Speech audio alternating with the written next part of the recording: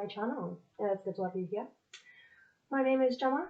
I am an advanced cultist, a criminologist, a philosopher, many things. Okay? So today I want to talk about post-traumatic stress disorder. Okay?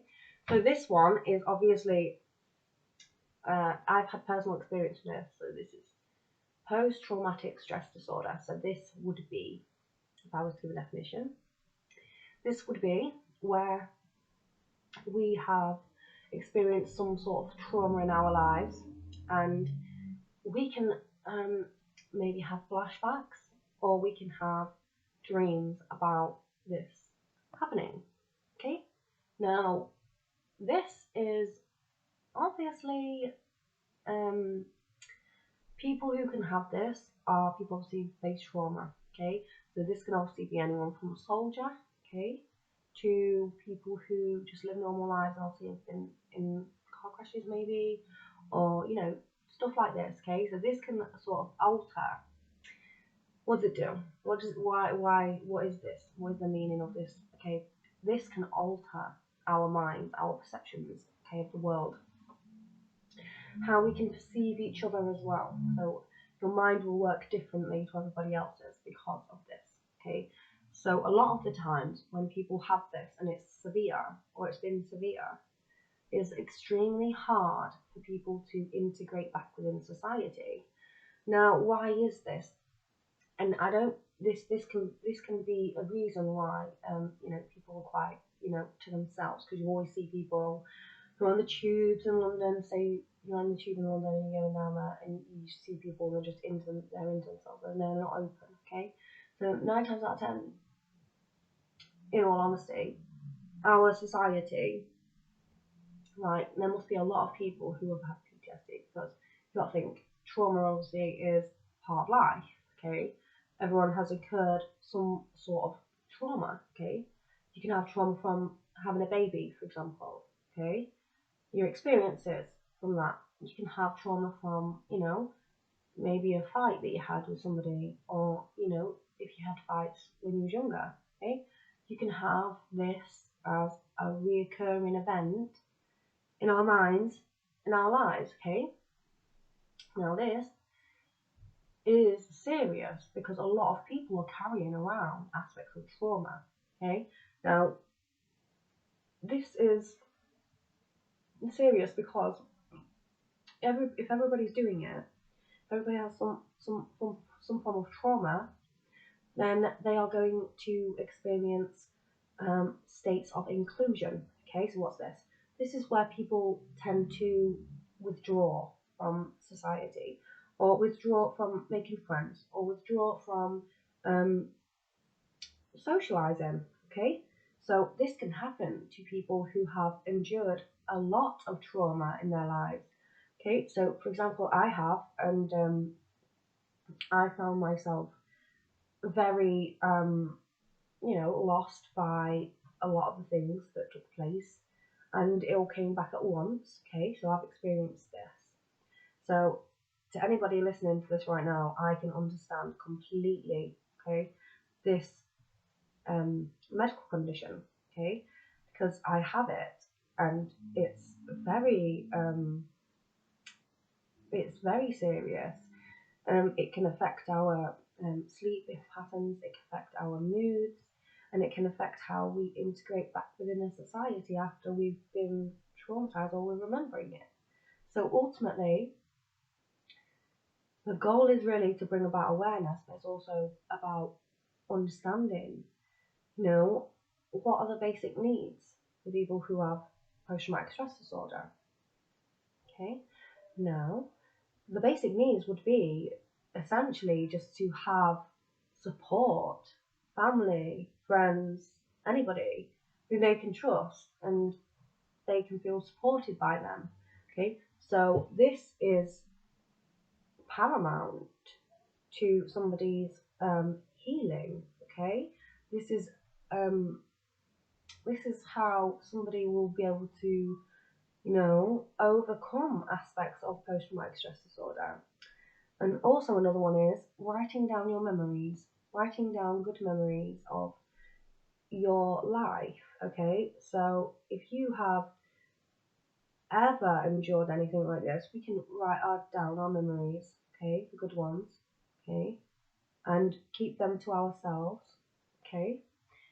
And the reason why I say this is because sometimes we are just allowed to remember them things, and then they're personal to us, okay. So the thing is that if you ever have a traumatic event in your life that takes place, we can go back to that and we can envision aspects of we can change the dynamics, okay. So if we're reliving it again, okay, for example, I'll give you an example, okay. So say like if there was a crash or something and you was part of an accident, well, instead of envisioning what you didn't want to happen, envision what should have happened instead, and focus on the idea that idea of that trauma that's taken place, bring that into an idea of a position of focus rather than, what did happen. And obviously it's really hard because if we are still going through processes like court or, remembering, or if you're part of a victim support or anything like that, it can be quite difficult because it's almost like that stage we haven't been able to encounter that stage yet. So it's almost like there is a process to this. So we can heal ourselves once, we're allowed to close the chapter of that book, okay? So it's almost like we can then go back then, okay? And another thing, okay, to help us manage post-traumatic stress disorder would be things like oils, okay, herbs and oils, okay. So the ones that I like is eucalyptus, okay. So if anybody has ever gone through states where they're in a state of going through post-traumatic stress disorder, if you are actually going through that state, if you get some eucalyptus oil, okay, and put it on your clothes or put it on somewhere of your body or put it on a bit of tissue, okay, and hold it around you, okay, this will bring your senses back, okay, to the present moment, okay. This is obviously smell, okay, so we can do this by bringing back, okay, an aspect of our five senses, okay, in the 3D realm, back down, okay, from wherever, whatever mind state we're in, okay, and it can bring us back down into a state of a release, okay, because we're in this moment. It's not happening to us now. It's over, okay? That event is not taking place anymore, and it's over. So it's almost like we can use our five senses, okay, to bring back down aspects of where, our post-traumatic stress disorder has taken us. So, it depends on the type of trauma, but you have to understand that you have your ears, okay, so you could listen to music, meditation, okay, this can bring you back down. Smells, okay, this can bring you back down, okay, the eucalyptus, and so what else is there? There's sight as well, and taste, okay, so you don't want to because one of the tendencies is that we can overeat, okay? So if we're remembering aspects of trauma, we're likely to overeat because it's an understanding aspect of taste, okay?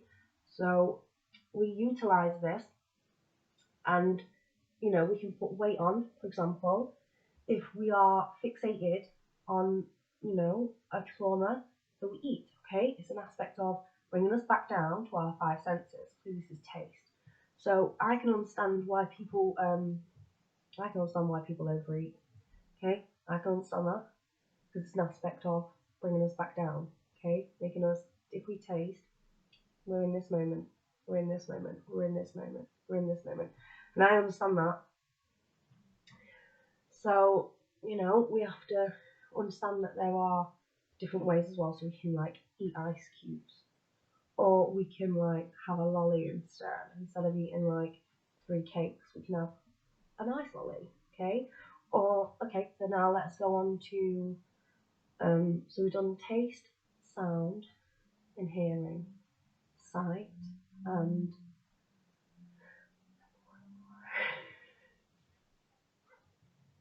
you can write, okay? That's obviously another one.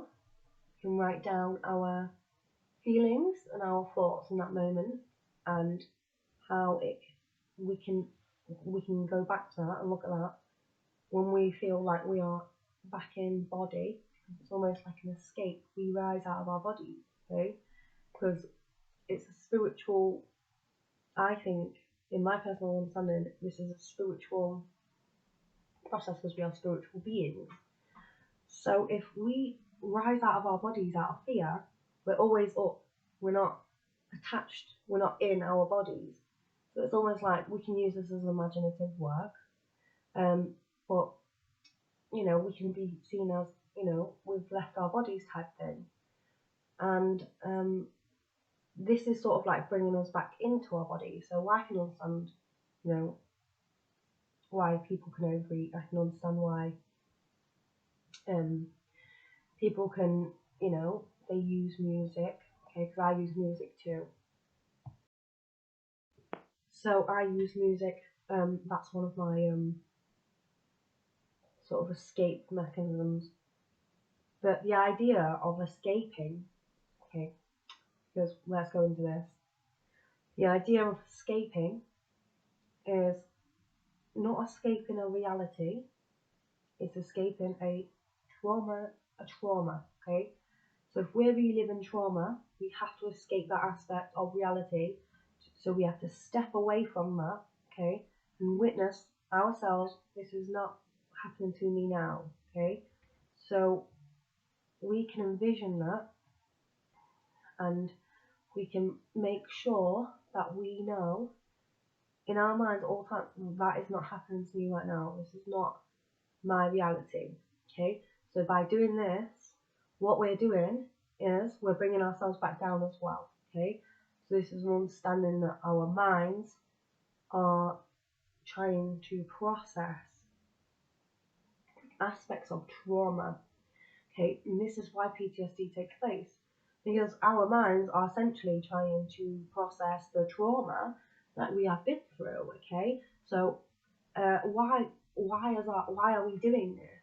Why is this, you know, a necessary process to go through, okay? It's because if our minds have been, you know, distorted or something bad's happened to us, we need to be able to put that in a straight line. We need to put it where it belongs in our timeline and then just keep going, okay? We don't have to go back to those aspects of remembering. We don't have to go back because we know in that we have already processed those things, okay? Now, if you're still having PTSD, it's not necessarily the best thing to talk about all the time. If I spoke about it all the time, there would be no room for happiness. There would be no room for, you know, an aspect of balance within that. So we always need to remember that if we do talk about aspects of trauma, we can balance that back out again and we can talk about the good things. So we don't have to sit and talk about it all the time, but we can understand that, you know, there's going to be some times where there's going to be things that are raised so that a balancing process can take place. Okay, so we have to always remember that when we are talking negatively, we have to always outweigh that negativity with positivity. We always have to push the narrative of a positive perspective within everything we do, especially if we've been traumatized. So how can we do this if we've been traumatized? So the idea that sometimes happens to us, right? Okay, so what do we do from that? We take ourselves out of that situation. We know that's not happening to us anymore. We can go back to that self and say, you are beautiful, you are kind, for caring. This was not your fault. And this is obviously imaginative work, because you're back. But it's almost like we can work with those ideas. We can work with those ideas so that we have an amount of self-love for ourselves, okay? Not for anyone else, just for you. So you have an amount of self-love for you, and this is how, as somebody who's suffered from post-traumatic stress disorder, how I've been able to sort of overcome aspects of trauma, okay, through self-love. And I have a very hard time, with self-love. So I've never felt, like I've ever truly loved myself. And I think that can go for a lot of population out there. So really, the way I want to sort of end this is to just promote aspects of care. Okay? So we can do simple things to care about ourselves. And when these things take place, if we have to lay down, we lay down. And if you take longer to get ready, you take that little bit longer to get ready. And you look after yourself. Because nobody else knows what you want. Only you know what you want. Only you know what you need at that point in time in your life. Okay, no one else knows. Okay? And everybody else can go to hell on a hanging basket. Right? So ultimately it is about you. It's about how you care about you. Paint your nails. Brush your hair. Wash your hair. Take a bath. Don't listen to anyone that tells you that you're rubbish as well. Because I notice this. Now when people, emotionally abusive relationships are the worst ones because they take you. Them ones are the ones where you can be, you can honour something. Like if you had a career, or not even a career, but if you had something that's precious to you, and someone comes along and tells you that that's rubbish what you're doing, and you're rubbish for this, or you're, and you pride yourself on that could break anybody who has never ever felt that way about it. So it's just like people can challenge us, okay, in life. Society should see it as well. Detach yourself from them. That's a challenge for me to work stronger of my self-belief. Okay, this is what it is. But when people tell you that you aren't, for example, good at what you do, you can understand this as an aspect where I need to work on my emotional intelligence, to make sure that when if anyone else ever says that to me again, I'm not going to actually tolerate that, because in my mind I know who I am. In my mind I know that I'm good at what I do. I know, and nobody else is going to take that away from me. Okay? And it's about really building on your self-confidence. And the trauma that's happened in our lives can be counteracted, okay, by acts of self-love. Okay? So, this is it, I think. If you like my content, please like and subscribe, and there'll be more. Bye.